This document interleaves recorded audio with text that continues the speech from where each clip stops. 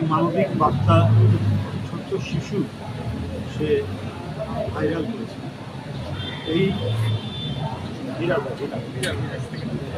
মানবিক বার্তায় দারুণভাবে নাড়া দিয়েছে আমাদের ভারপ্রাপ্ত চেয়ারম্যান বিএনপি যারা তারেক তার দলে নাড়া দিয়ে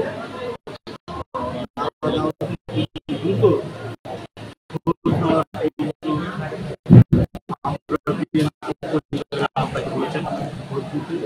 আপনার পক্ষ থেকে গঠন করাই রাজনৈতিক কর্মকাণ্ডের জন্য না, যারা দ্রুত রক্ত করছে, যারা এই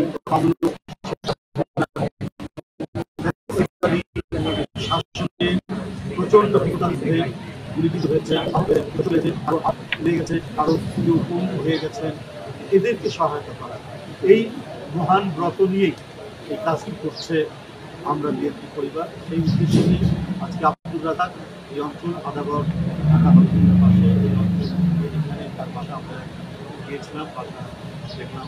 নিঃসন্দেহে উনি যারা দরিদ্র হয় তাকে এমন একটি গুরুতর অসুস্থতা যে তার পক্ষে বহন করা সম্ভব।